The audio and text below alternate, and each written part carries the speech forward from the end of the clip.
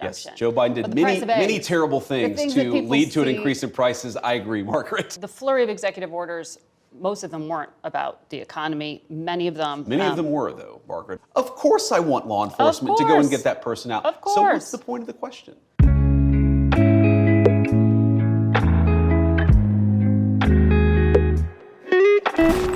JD Vance dominates this bad faith CBS reporter in his first sit-down interview as vice president. He demonstrates exceptionally why he was an outstanding vice presidential pick, as this reporter engages in disgraceful unprofessionalism, trying to get him in a gotcha every single question throughout the whole interview. As always, like the video and subscribe to the channel, but where I want to start this interview is her asking JD Vance about how they're planning to lower prices, because this illustrates perfectly just how bad faith she is and how masterclass JD Vance is. Watch. You campaigned on lowering prices for consumers. We've seen all of these executive orders. Which one lowers prices? We have done a lot, and there have been a number of executive orders that have caused already jobs to start coming back into our country, which is a core part of lowering prices. More capital investment, more job creation in our economy is one of the things that's going to drive down prices for all consumers, but also raise wages so that people can afford to buy the things that they need. If you look at our slate of executive orders, no, Margaret, prices are going to come down, but it's going to take a little bit of time, right? The president has been president for all of 5 days. I think that in those 5 days, he's accomplished more than Joe Biden did in 4 years. And you asked specifically, what executive order is going to help lower prices? All of the stuff that we've done on energy, to explore more energy reserves, to develop more energy resources in the United States of America. One of the main drivers of increased prices under the Biden administration is that we had a massive increase in energy prices. Donald Trump has already taken multiple executive actions that are going to lower energy prices, and I do believe that means consumers are going to see lower prices at the pump and at the grocery store, but it's going to take a little bit of time. Rome wasn't built in a day, and while we've done a whole lot, we can't undo all of the damage of Joe Biden's presidency in 4 days. Well, there are a lot of things that contributed to higher energy prices, and there was record oil and gas production. Yes, Joe Biden did many terrible things to lead to an increase in prices. I agree, Margaret. No, but all the things you experience at the grocery store are what people touch and feel. That's what you were talking about, bacon on the campaign trail. Of course, of course. Those things. When do consumers actually get to touch and feel a difference in their lives? Well, Margaret, how does bacon get to the grocery store? It comes on trucks that are fueled by diesel fuel. If the diesel's way too expensive, the bacon's going to become more expensive. How do we grow the bacon?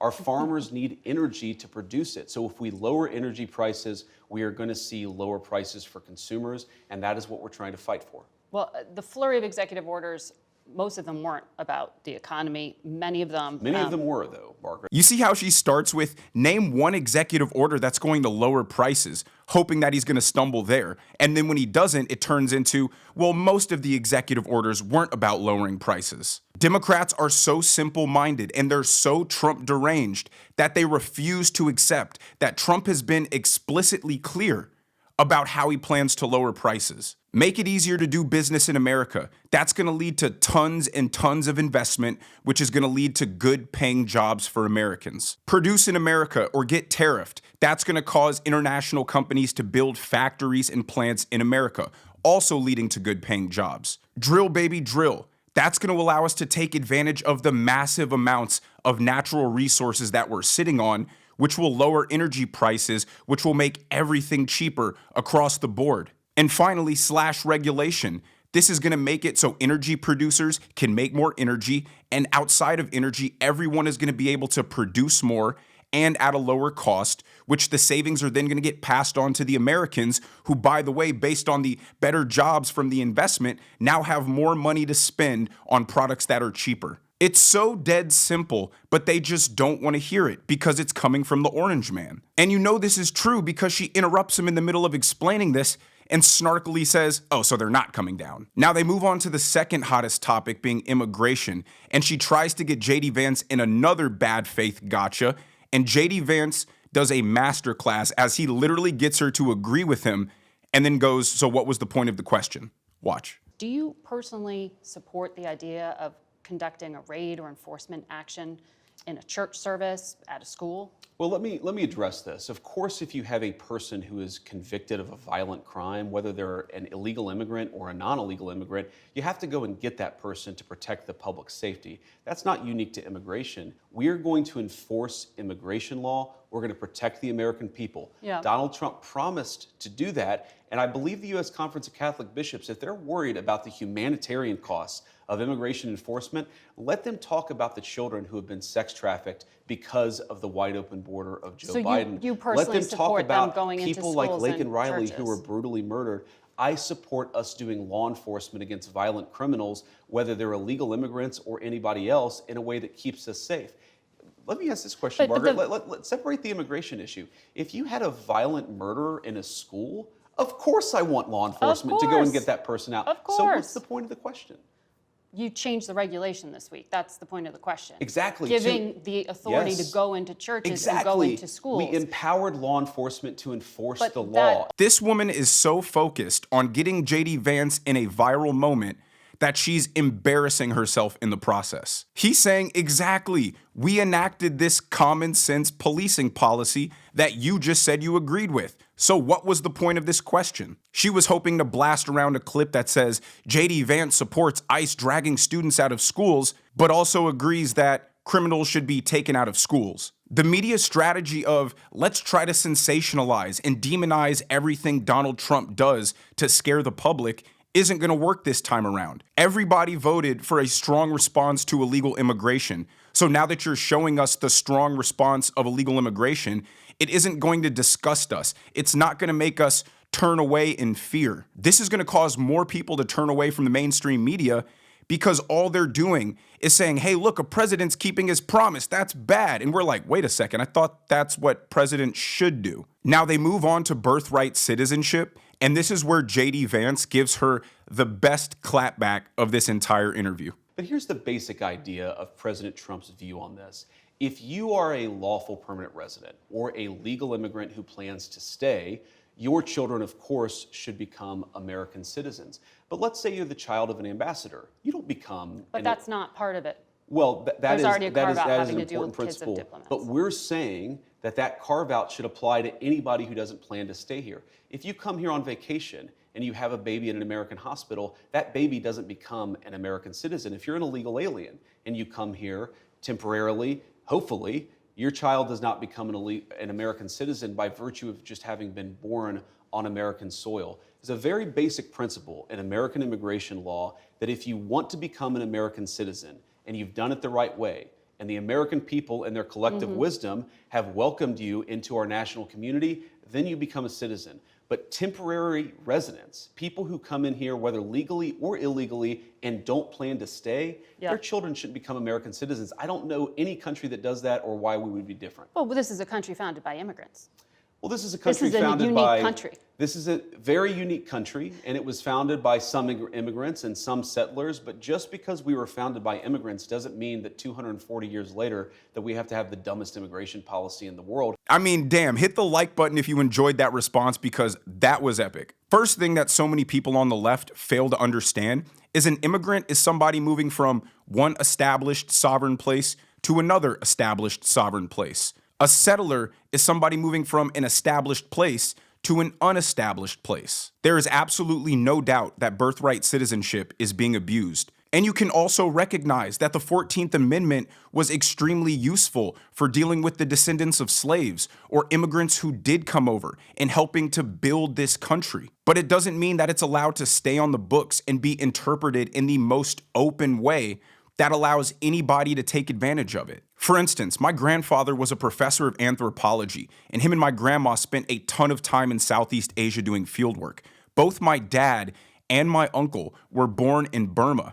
Neither one of them got any citizenship for being born in Burma, because even there, they recognize that just because you're here at the moment and you have a kid does not give you maximum citizenship into this culture and society. Now, this is where JD Vance starts to look like he's getting irritated because this lady just won't stop asking stupid questions. Left literally at the airport this week were thousands of Afghans, some of whom had worked with the United States government and were promised to come here. When you talk to us August, you said, I don't think we should abandon anybody who's been properly vetted and helped us. Do you stand by that?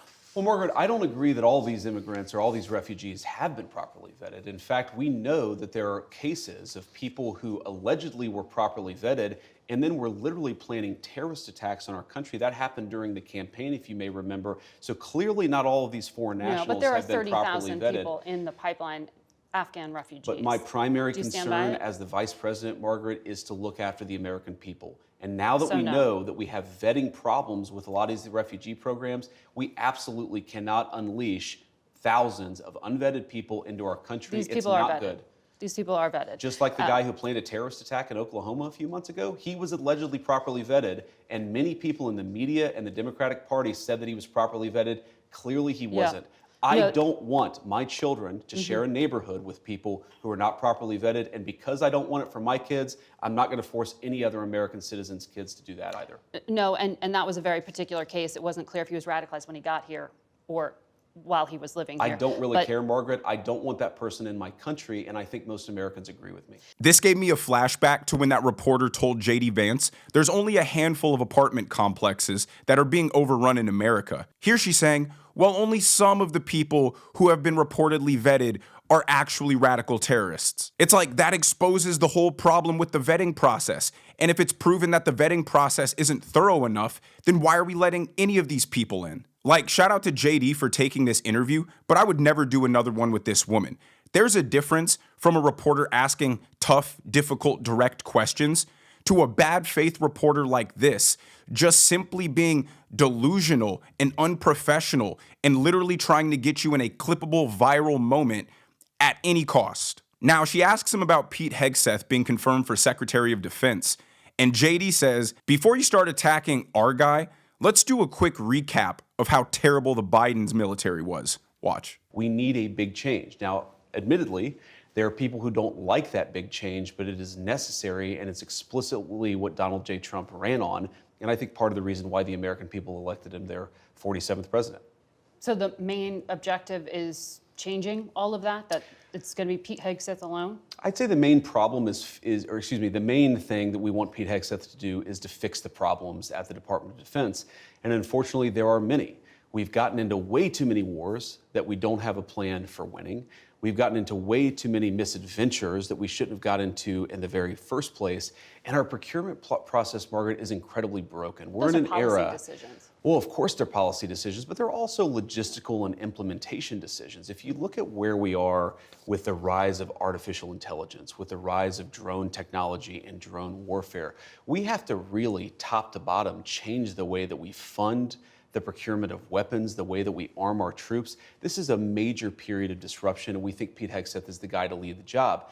Now, there's another element to this, Margaret, too, which is we believe that military morale, at least until the election of President Trump, was historically low. You had the Army missing recruitment goals by tens of thousands of soldiers, and already recruitment is starting to pick up because Pete Hegseth is fundamentally a warfighter's leader at the Department of Defense. He is a guy who sees not through the perspective of the generals or the bureaucrats, he looks at things through the perspective of the men and women that we send off to fight in our wars. Democrats seem to not understand.